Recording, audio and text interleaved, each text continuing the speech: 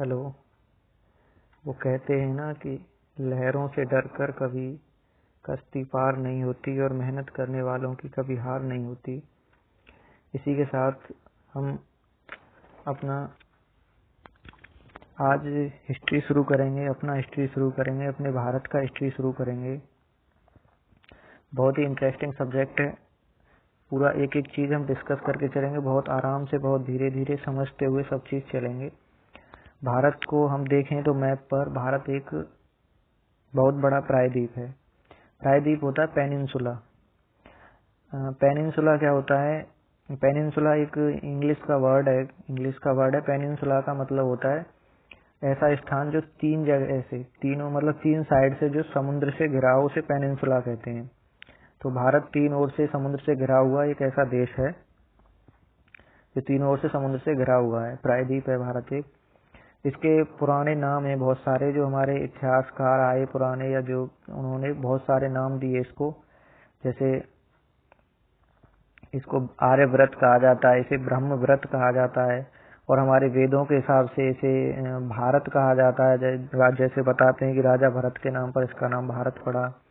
इसे यूनानी आए थे, जो सिकंदर के साथ आए थे, इसे यूनानियों ने इसे इंडिया नाम दिया। और जब मध्यकालीन भारत में जो मुस्लिम शासक आए थे, उन्होंने इसे हिंद कहा और इसका नाम हिंदुस्तान पड़ गया। इसके बहुत सारे नाम है भारत के।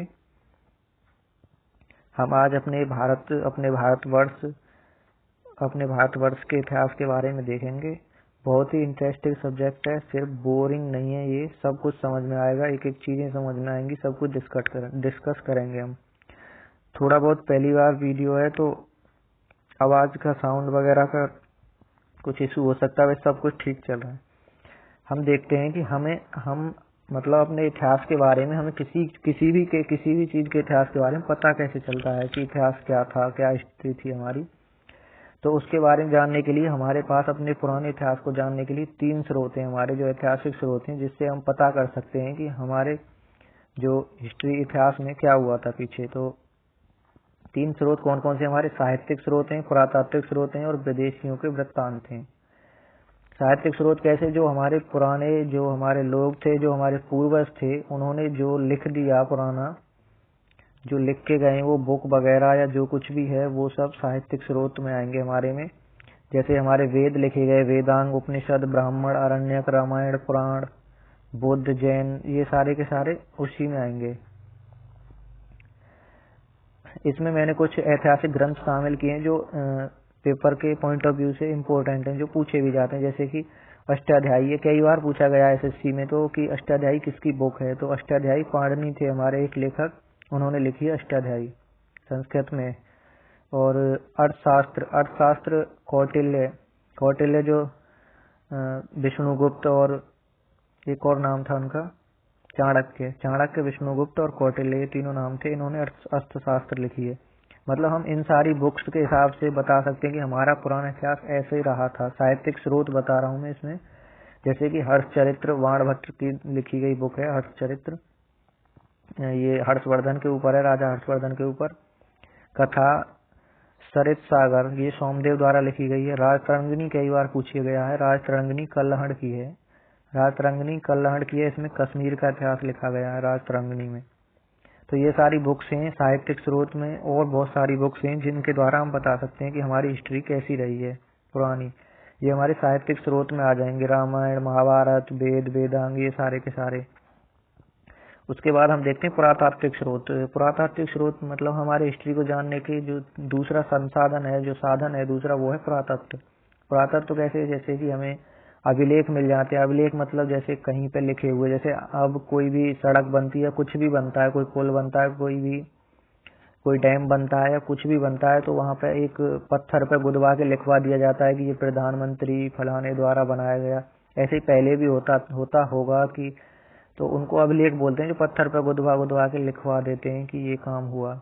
अभिलेख मिलते हैं हमें पुरातत्व में, सिक्के मिलते हैं।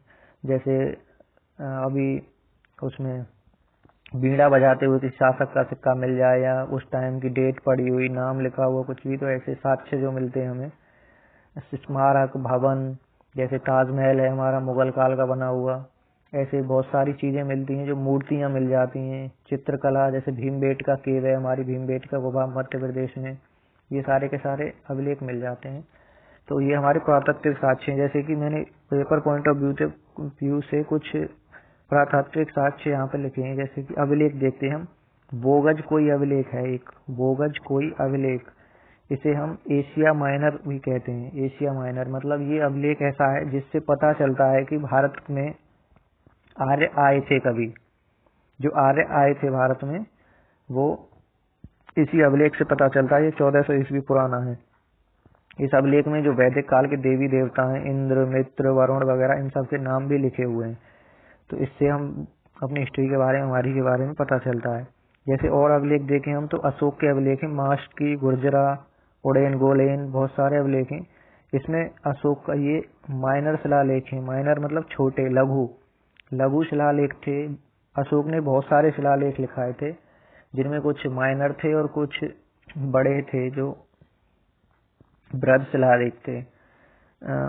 तो बड़े बड़े शिलालेख पर कहीं भी अशोक का नाम अशोक नहीं मिलता था, उसका नाम मिलता था प्रिय नाम प्रियदर्शी मिलता था। तो कुछ पता ही नहीं चलता था कौन है प्रिय नाम प्रियदर्शी।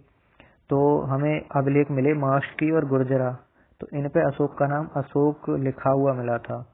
ऐसे एक जूनागढ़ अभिलेख है, जूनागढ़ अभिलेख है रुद्रदामन का, राजा रुद्रदामन थे। और ये अभिलेख, जूनागढ़ अभिलेख संस्कृत भाषा का पहला अभिलेख है। ये भी क्वेश्चन पूछा गया कि संस्कृत भाषा का पहला अभिलेख कौन सा, जूनागढ़ अभिलेख। इस अभिलेख में जो सुदर्शन झील है, सुदर्शन झील का मरम्मत वगैरह कराई थी इन्होंने, रुद्रदमन ने, उसके बारे में लिखा गया इस अभिलेख में, जूनागढ़ अभिलेख में। और तीसरा संसाधन है हमारे पास हमारे इतिहास को जानने का, विदेशियों का वृत्तांत। मतलब जो हमारे विदेशी हैं, विदेशी जो भारत में आए थे, उनके हिसाब से भी हम अपना वृत्तांत जान सकते हैं। जैसे कि हेरोडोटस भारत नहीं आया था। हेरोडोटस जो सबसे पुराना इतिहासकार बोला जाता है हेरोडोटस को, ये काल्पनिक कहानियां लिखते थे, ज्यादातर कल्पनाओं पे। हेरोडोटस को इतिहास का पिता भी बोला जाता है। जैसे मेगास्थनीज, चंद्रगुप्त मौर्य के शासन काल में आए थे मेगास्थनीज। तो मेगास्थनीज की बुक है इंडिका, तो उससे भी हम भारत के इतिहास के बारे में, ये सारी बुक्स इंपोर्टेंट हैं, इसलिए मैंने ये सारी लिख दी हैं। बहुत सारे लेखक आए लेकिन ये ज्यादा इंपोर्टेंट हैं। जैसे टॉलमी भी एक इतिहासकार थे जिन्होंने जियोग्राफिका पुस्तक लिखी है, जिसमें भारत के भौगोलिक स्थिति के बारे में बताया गया कि भारत कैसा है, टॉलमी द्वारा। प्लिनी है हमारे, इन्होंने नेचुरल हिस्ट्री लिखी है। फायान बहुत इंपोर्टेंट है, फायान ने लिखी है क्योंकि फायान आए थे चंद्रगुप्त सेकंड के शासनकाल में। चंद्रगुप्त सेकंड मतलब जिन्हें विक्रमादित्य बोला जाता है। ऐसे वेनसांग आए थे हमारे हर्षवर्धन के शासनकाल में, इनके द्वारा लिखी गई है CU की बुक। और अलबरूनी की बुक है तहकीक हिंद, जिसे हम किताब उल हिंद बोलते हैं। ये महमूद गजनबी के टाइम में आया था अलबरूनी की बुक है तहकीक हिंद, जिसे हम किताब उल हिंद भी बोलते हैं। ये सारी बुक्स, ये सारे राइटर, और हमारा जो ऐतिहासिक स्रोत है कि हम अपनी हिस्ट्री को जाने कैसे, तो हमारे पास ये 3 ही चीजें जिनसे हम अपनी हिस्ट्री को जान सकते हैं कि हमारा इतिहास कैसा रहा। साहित्यिक स्रोत, पुरातात्विक स्रोत और विदेशियों का वृत्तांत, ये सारे इम्पोर्टेंट हैं। अब हम देखते हैं प्राक इतिहास या प्रागैतिहासिक क्या होता है, ये क्या है। जिस समय में मनुष्य के जीवन की जानकारी का कोई लिखित साक्ष्य नहीं मिलता, मतलब कुछ भी लिखा हुआ नहीं मिलता कि आदमी था या नहीं था इंसान, उसको कहते हैं प्रागैतिहासिक काल। सिर्फ हमें अवशेष मिलते हैं वहां से, उनके द्वारा बनाए गए औजार मिलते हैं, उनके द्वारा यूज किए गए सारे सामान मिलते हैं, बाकी और कुछ नहीं मिलता है वहां पर। और ज्यादातर जो औजार बनाए गए थे वो पत्थर के बनाए गए थे। इसी आधार पर हम डिफाइन कर सकते हैं प्रागैतिहासिक काल को 3 भागों में, पत्थर के आधार पर। जैसे पुरापाषाण काल, पत्थर को ही बोलते हैं, जैसे इसको हम 3 भागों में डिवाइड कर सकते हैं, पुरापाषाण काल, मध्यपाषाण काल और नवपाषाण काल। पुरापाषाण काल, मध्यपाषाण काल और नवपाषाण काल, इनका जो टाइम पीरियड है उसके ऊपर बहुत कंफ्यूजन है, अलग अलग किताबों में अलग अलग मिलता है। बाकी देख लेना, ऐसे ये कोई 2.5 लाख से 10,000 BC तक पुरापाषाण काल, उसके बाद में मध्यपाषाण का 10,000 से 8,000 तक, और नवपाषाण का 8,000 से 4500 तक, ऐसे करके कुछ होगा इनका। बाकी अब हम इनके बारे में डिटेल में देखते हैं।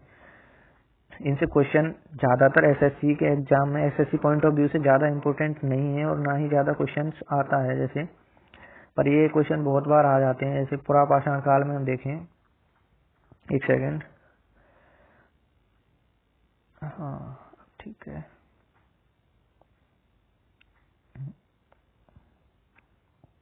तो हम देखें, हमने यहाँ पे एक चार्ट बनाया है, चार्ट के हिसाब से हम देखते हैं। आग, जैसे अग्नि, फायर देखते हैं हम, तो पुरापाषाण काल में आग तो पहले से थी लेकिन मनुष्य को पता नहीं था। आग का अस्तित्व तो था लेकिन आग की खोज नहीं हुई थी। अगर आग की खोज मतलब आग का यूज करना नहीं जानता था आदमी पुरापाषाण काल में, लेकिन बाद में जानने लग गया था। Use of fire with the help of चकमक स्टोन, चकमक नाम का एक स्टोन था, पत्थर था, जिसकी सहायता से आदमी अब आग का यूज करने लगा था मध्यपाषाण काल से। और नवपाषाण काल में तो आदमी यूज करता है ही। ऐसे करके हम पूरी डिटेल में इसको देखेंगे कि कहाँ पर क्या था क्या नहीं था। वैसे नॉर्मली हम देखना चाहें तो पुरापाषाण काल में क्या था कि मनुष्य टेढ़ा मेढ़ा था, बालों से ढका हुआ शरीर था, बड़े बड़े पत्थरों का यूज करता था। पुरापाषाण काल में बहुत बड़े बड़े पत्थरों का यूज करता था। बड़े जानवर, छोटे पत्थर, मतलब बड़े पत्थर का यूज करता था तो बड़े जानवर का ही शिकार करता था, छोटे का शिकार भी नहीं कर पाता था। और पत्थर बिना आकार के होते थे, सीधे बड़े बड़े पत्थर होते थे। लेकिन मध्यपाषाण काल में क्या हुआ कि आदमी थोड़ा छोटे पत्थर का प्रयोग करने लगा और जानवर भी पालने लगा, उसमें थोड़ा बहुत सुधार आ गया। और नवपाषाण काल को क्रांति काल भी कहते हैं यहाँ पर, क्योंकि खेती की शुरुआत हो गई थी। पहिए की खोज हो गई थी, मनुष्य के जीवन में सामाजिक जीवन की शुरुआत हो गई थी, मतलब मनुष्य ठीक ठाक तरीके से रहने लगा था। अब हम इसमें देखें पहिया, चाक, जो पुरापाषाण काल में यहाँ पे क्रॉस लगा हुआ है, यहाँ पे मतलब ये जो क्रॉस लगा हुआ है यहाँ पे, यहाँ इसका मतलब है कि पुरापाषाण काल में पहिए का प्रयोग नहीं जानता था मनुष्य, लेकिन मध्यपाषाण काल में यूज करने लगा था पहिए का थोड़ा बहुत। उसके बाद में जो चाक का यूज मात्र मृत भांड बनाने के लिए, जैसे जो वो होते हैं कुम्हार वगैरह वो बनाते हैं, उसमें यूज करने लगे चाक, भील का प्रयोग पहिए का। मिसाइल का मतलब ये नहीं है कि अग्नि, फायर, ववनी, सिक्स और नाग और ये त्रिशूल। मिसाइल का मतलब है जो पहले टाइम पे उसके पास फेंकने वाले भी पत्थर नहीं थे, बड़े बड़े पत्थर थे। पुरापाषाण काल में तो कोई यूज नहीं था। दूसरा यहाँ पे आ गए थे, तीर धनुष का यूज करने लगे थे मध्यपाषाण काल में। और कला देखें हम, कला के साक्ष्य हमें तीनों काल के मिलते हैं, पुरापाषाण के भी, मध्यपाषाण के भी और नवपाषाण के भी। तीनों काल के साक्ष्य मिलते हैं। और हमें मिलते कहाँ पे हैं? मिलते हैं हमें भीमबेटका गुफा। भीमबेटका गुफा है मध्य प्रदेश में, मध्य प्रदेश में है। और यूनेस्को, जो हमारे यूनेस्को है, उसने इसे 2003 में विश्व विरासत सूची में शामिल किया था। भीमबेटका गुफा से हमें तीनों काल के, मध्य प्रदेश में इसे ध्यान रखना, पुरापाषाण, मध्यपाषाण, इनके जो चित्रकारी के हैं वो साक्ष्य मिलते हैं तीनों के। दूसरा हम धर्म देखें तो ये जो पुरापाषाण काल में प्राकृतिक शक्तियों पर विश्वास करते थे कि जैसे बारिश आ जाती थी एकदम तो बादल को पूजने लगते थे। पहले पता तो था नहीं वो इतना, फिर और मध्यपाषाण में भी विश्वास करते थे। लेकिन यहाँ क्या हुआ, नवपाषाण काल में अब आस्था करने लगे। अब इंसान को पता चलने लगा बाढ़ क्यों आ रही है, कहाँ क्या दिक्कत हो रही है, इस वजह से। इसके बाद में हम कुछ इम्पोर्टेंट साइट्स देखते हैं इस टाइम की। ये पेपर पॉइंट ऑफ व्यू से इतना इम्पोर्टेंट नहीं है पाषाण काल, फिर भी हम देखते हैं कि कुछ दो चार साइट देखते हैं, दो चार स्थान देखते हैं कुछ जो ज्यादा इम्पोर्टेंट है पेपर के हिसाब से। थोड़ा डिस्टर्ब हो रहा है, बोर नहीं होंगे आई थिंक। जैसे मेहरगढ़ देखते हैं, मेहरगढ़ बलूचिस्तान। बलूचिस्तान कहाँ पे है? बलूचिस्तान है पाकिस्तान में। यहाँ से जो क्वेश्चन आए कि हमारे सबसे पहले कृषि के साक्ष्य कहाँ से मिले, तो कृषि के साक्ष्य मिले थे मेहरगढ़ से। मेहरगढ़ बलूचिस्तान है, यहाँ पर कपास, गेहूं, जौ के साक्ष्य मिले थे। और ऐसे पूछने लगे कि मनुष्य द्वारा प्रयोग किए जाने वाला प्रथम अनाज क्या था, तो जौ आएगा आंसर में, जौ। और दूसरा हम देखें तो कोल्डी हवा। कोल्डी हवा कहाँ है? इलाहाबाद में, उत्तर प्रदेश में। यहाँ से चावल के साक्ष्य मिलते हैं, ये 6500 BC के हैं कोल्डी हवा से। अगर क्वेश्चन में जैसे दो नाम है यहाँ पे, कोल्डी हवा और लोहरा देव। लोहरा देव है संत कबीर नगर, ये भी उत्तर प्रदेश में ही है। संत कबीर नगर भदोही, भदोही बोलते हैं वैसे तो। लोहरा देव और कोल्डी हवा। लोहरा देव की खोज बाद में हुई थी, कोल्डी हवा की पहले हो गई थी। लोहरा देव से 9000 बीसी पुराने हैं और कोल्डी हवा से 6500 बीसी पुराने हैं। तो हम लोहरा देव को, अगर ऑप्शन में लोहरा देव है तो लगाएंगे, नहीं तो कोल्डी हवा ही लगाएंगे। और एक हम देखते हैं बुर्ज होम। बुर्ज होम है जम्मू कश्मीर में। ऐसे भी पूछ लेता है वो, साइड का नाम दे देगा कि ये कहाँ पे है। यहाँ पे कुत्ते को उसके मालिक के साथ दफनाने की प्रथा थी। ये हमने थोड़ा सा सिर्फ एक मतलब संक्षिप्त में इनके बारे में जान लिया है, ये ज्यादा इम्पोर्टेंट नहीं है। अब हम देखें, जैसे हमने यहाँ पे 3 पार्ट में बांटा था अपने प्रागैतिहासिक काल को, पुरापाषाण काल, मध्य पाषाण काल और नवपाषाण काल। इसके बाद में आया हमारा ताम्र पाषाण काल। ताम्र पाषाण काल मतलब क्वेश्चन आने लगे कि मनुष्य द्वारा प्रयोग किए जाने वाली प्रथम धातु कौन सी थी, तो वो थी तामा। ताम्र पाषाण काल, तामा मनुष्य द्वारा प्रयोग किए जाने वाली प्रथम धातु थी, इसलिए ताम्र पाषाण काल। ताम्र पाषाण काल में क्या हुआ, तांबे की खोज हुई थी और बहुत सारी सभ्यताओं का उदय हुआ था। बहुत सारी सभ्यताओं को, जैसे उनमें से एक सभ्यता है हमारी सिंधु घाटी सभ्यता। सिंधु घाटी सभ्यता जो इंडस वैली सिविलाइजेशन है वो भी उनमें से ये। मेसोपोटामिया की सभ्यता, यहाँ सिंचाई व्यवस्था वगैरह अच्छी हो गई थी, मनुष्य अब ठीक से रहने लगा था, सामाजिक जीवन जीने लगा था ताम्रपाषाण काल में। ताम्रपाषाण काल के बाद में आया था हमारा महापाषाण काल। महापाषाण काल क्या होता था, इसको दक्षिण भारत का इतिहास बोलते हैं। यहाँ से बड़ी बड़ी कब्र मिले हैं और उनके नीचे जो बड़े बड़े पत्थरों से घिरे हुए कब्र मिले हैं। यहाँ पर इसमें ज्यादा कुछ नहीं मिला है, सिर्फ कब्र वब्र बनी मिली हैं। इस तरह से हमारा जो पूरा टाइम पीरियड था वो पहले पुरापाषाण काल, फिर मध्यपाषाण काल, फिर नवपाषाण काल, फिर ताम्रपाषाण काल और महापाषाण काल। तो हम अब अगली वीडियो में हम ताम्रपाषाण काल देखेंगे, जो हम अपनी इंडस वैली सिविलाइजेशन, जो मोस्ट इम्पोर्टेंट है according to SSC CGL exam. So अच्छे से आई थिंक समझ में आया होगा। थोड़ा बड़ा वीडियो हो गया क्योंकि पहली बार में ऐसे लग रहा है कि पता नहीं क्या बोल दिया क्या भूल गया। ठीक है।